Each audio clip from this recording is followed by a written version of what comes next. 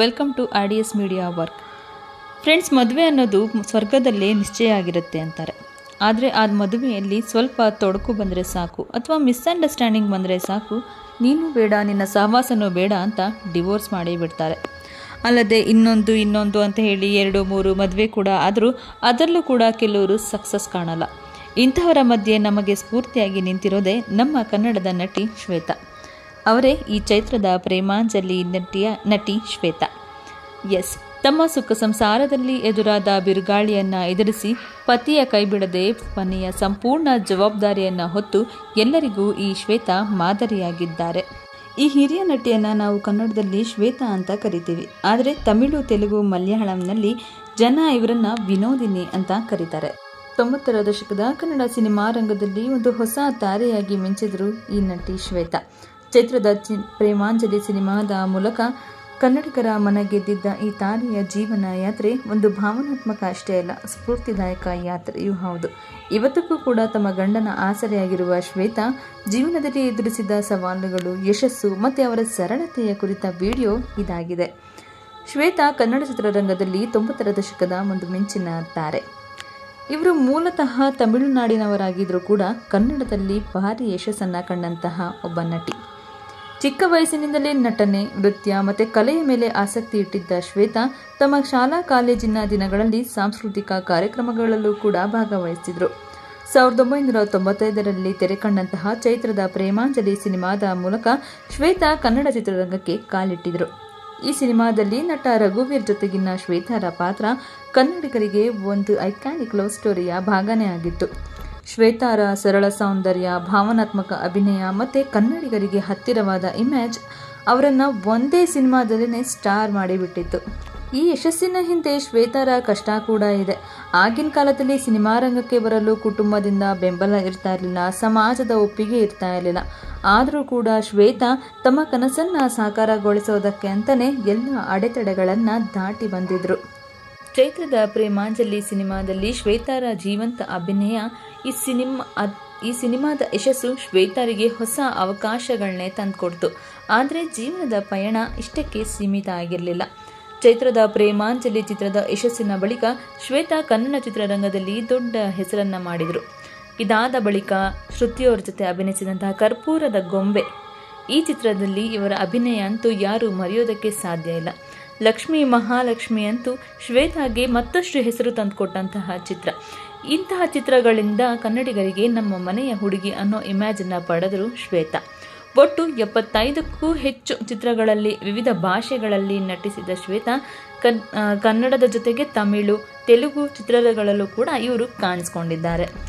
ಶ್ವೇತಾನ ಒಂದು ವಿಶೇಷತೆ ಏನು ಗೊತ್ತಾ ಫ್ರೆಂಡ್ಸ್, ಅವರ ಸರಳತೆ ಮತ್ತು ಅವರು ಪಾತ್ರಕ್ಕೆ ಜೀವ ತುಂಬುವ ಒಂದು ಸಾಮರ್ಥ್ಯ. ಕರ್ಪೂರದ ಗೊಂಬೆ ಸಿನಿಮಾದಲ್ಲಿ ಶ್ವೇತಾರ ಭಾವನಾತ್ಮಕ ಅಭಿನಯ ಇವತ್ತಿಗೂ ಅಭಿಮಾನಿಗಳ ನೆನಪಿನಲ್ಲಿ ಉಳಿದಿದೆ. 90ರ ದಶಕದ ಕನ್ನಡ ಸಿನಿಮಾ ರಂಗದ ಚಿನ್ನದ ಯುಗದಲ್ಲಿ ಶ್ವೇತಾ ಒಂದು ದೊಡ್ಡ ಕೊಡುಗೆಯನ್ನೇ ನೀಡಿದರು. ಆದರೆ ಈ ಯಶಸ್ಸಿನ ಶಿಖರದಲ್ಲಿದ್ದಾಗಲೇ ಶ್ವೇತಾ ಚಿತ್ರರಂಗದಿಂದ ದೂರವಾಗಿದ್ದರು. 2003ರಲ್ಲಿ ರಿಲೀಸ್ ಆಗಿದಂತಹ ಕುಟುಂಬ ಸಿನಿಮಾದ ಬಳಿಕ ಶ್ವೇತಾ ಕನ್ನಡ ಚಿತ್ರಗಳಲ್ಲಿ ಕಾಣಿಸಿಕೊಳ್ಳೇ ಇಲ್ಲ. ಈ ಶ್ವೇತಾರ ಜೀವನದಲ್ಲಿ ಸಿನಿಮಾ ಒಂದು ಭಾಗ ಅಷ್ಟೇ. ಚಿತ್ರರಂಗದಿಂದ ದೂರವಾದ ಬಳಿಕ ಶ್ವೇತಾ ತಮ್ಮ ವೈಯಕ್ತಿಕ ಜೀವನಕ್ಕೆ ಹೆಚ್ಚಿನ ಆದ್ಯತೆಯನ್ನು ಕೊಟ್ಟರು. ಶ್ವೇತಾ ತಮ್ಮ ಕುಟುಂಬದ ಮೇಲೆ ಗಮನ ಹರಿಸೋದಕ್ಕಾಗಿ ಅಂತಾನೆ ಚಿತ್ರರಂಗದಿಂದ ವಿರಾಮ ತೆಗೆದುಕೊಂಡ್ರು. ಈ ಅವಧಿಯಲ್ಲಿ ಅವರು ಎಷ್ಟು ಸವಾಲುಗಳನ್ನ ಎದುರಿಸಿದ್ರು ಅಂದರೆ ಅದನ್ನು ಅವರೇ ಒಂದು ಸಂದರ್ಶನದಲ್ಲಿ ಹೇಳ್ತಾರೆ, ಅದೊಂದು ದುರಂತ ಕತೆ ಅಂತ. ಇವತ್ತಿಗೂ ಕೂಡ ಅವರು ತಮ್ಮ ಗಂಡನಿಗೆ ಆಸರೆಯಾಗಿ ಕುಟುಂಬಕ್ಕೆ ಒಂದು ಬಲ ಆಗಿ ನಿಂತಿದ್ದಾರೆ. ನಟಿ ಶ್ವೇತಾ ಪತಿಯ ಹೆಸರು ಶ್ರೀಧರ್. ಇಬ್ಬರು ಕೂಡ ಉತ್ತಮ ಜೋಡಿಯಾಗಿದ್ರು. ಇದರ ನಡುವೆ ನಟಿಯ ಗಂಡನಿಗೆ ಹಣದಲ್ಲಿ ಮೋಸ ಆಗುತ್ತೆ. ಇದೇ ಶ್ರೀಧರ್ ಅವರಿಗೆ ಬೈಕ್ ಆಕ್ಸಿಡೆಂಟ್ ಆಗಿ ಅವರು ಅವತ್ತಿನಿಂದ ಇಂದಿನವರೆಗೂ ವೀಲ್ ಚೇರ್ನಲ್ಲೇ ಇದ್ದಾರೆ. ಈ ಎಲ್ಲ ವಿಚಾರಗಳನ್ನು ಕೂಡ ನಟಿ ಶ್ವೇತಾ ಅವರೇ ಸಂದರ್ಶನವೊಂದರಲ್ಲಿ ಹೇಳಿಕೊಂಡಿದ್ರು. ಅಷ್ಟೇ ಅಲ್ಲ, ನಟಿ ಶ್ವೇತಾ ಅವರ ಪತಿ ದುಡಿಯದೇ ಇರುವ ಪರಿಸ್ಥಿತಿ ಬಂದಿದೆ. ಕುಟುಂಬದ ಜವಾಬ್ದಾರಿಯನ್ನೆಲ್ಲ ನಟಿಯ ಮೇಲೆ ಇದೆ. ಒಂದು ಕಡೆ ಗಂಡ, ಮತ್ತೊಂದು ಕಡೆ ಮಕ್ಕಳು, ಎಲ್ಲವನ್ನು ನಿಭಾಯಿಸಬೇಕಾಗಿರೋ ಪರಿಸ್ಥಿತಿ ಇರೋದ್ರಿಂದ ಇಷ್ಟು ದಿನ ನಟಿ ಸಿನಿಮಾಗಳಿಂದ ದೂರನೇ ಇದ್ದರು. ಸಂಪೂರ್ಣ ಜವಾಬ್ದಾರಿ ನಟಿ ಶ್ವೇತಾ ಮೇಲೆ ಇರೋದ್ರಿಂದ ಅವರು ದುಡಿಯುವಂಥ ಪರಿಸ್ಥಿತಿಗೆ ಬಂದಿದ್ದಾರೆ. ಇದೀಗ ಬರೋಬ್ಬರಿ 20 ವರ್ಷಗಳ ನಂತರ ಶ್ವೇತಾ ಮತ್ತೆ ಚಿತ್ರರಂಗಕ್ಕೆ ಮರಳಿದ್ದಾರೆ.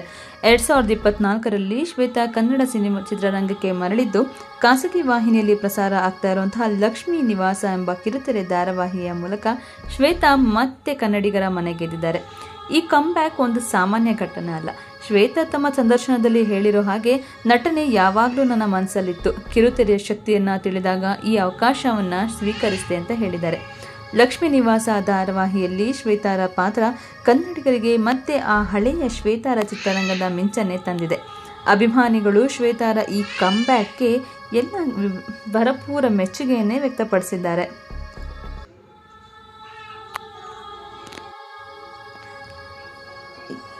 ಶ್ವೇತಾರ ಜೀವನ ಕಥೆ ಒಂದು ಸಿನಿಮಾದಂತೆ ಭಾವನೆಗಳು, ಸವಾಲುಗಳು, ತ್ಯಾಗ ಮತ್ತು ಕಂಬ್ಯಾಕ್ನ ಒಂದು ಸುಂದರ ಕಥೆನೇ ಆಗಿದೆ.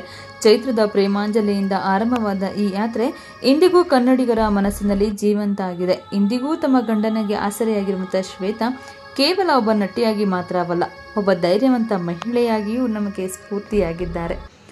ಫ್ರೆಂಡ್ಸ್, ಶ್ವೇತಾರ ಈ ಧೈರ್ಯ, ತಾಳ್ಮೆ ಮತ್ತು ಕುಟುಂಬಕ್ಕೆ ಮೀಸಲಾದ ಜೀವನ ನಮಗೆ ಅಷ್ಟೇ ಅಲ್ಲ, ಎಲ್ಲ ಹೆಣ್ಣು ಮಕ್ಕಳಿಗೂ, ಎಲ್ಲ ಕುಟುಂಬದವರಿಗೂ ಒಂದು ದೊಡ್ಡ ಪಾಠನೇ ಸರಿ ಅಲ್ವಾ. ಚಿತ್ರರಂಗದ ಒಂದು ಗ್ಲಾಮರ್ನಿಂದ ಅವರು ದೂರ ಆಗಿರ್ಬೋದು, ಆದರೆ ಜೀವನದ ರಿಯಲ್ ಸ್ಟೇಜ್ನಲ್ಲಿ ಶ್ವೇತಾ ಒಂದು ಗೆಲುವಿನ ಕಥೆಯನ್ನೇ ಬರೆದಿದ್ದಾರೆ. ಈ ವಿಡಿಯೋ ನಿಮಗೆ ಇಷ್ಟ ಆಗಿದ್ರೆ ನಮಗೆ ಲೈಕ್ ಮಾಡಿ, ನಿಮ್ಮ ಅನಿಸಿಕೆಗಳನ್ನ ನಮ್ಮ ಕಮೆಂಟ್ ಬಾಕ್ಸಲ್ಲಿ ಹಾಕಿ.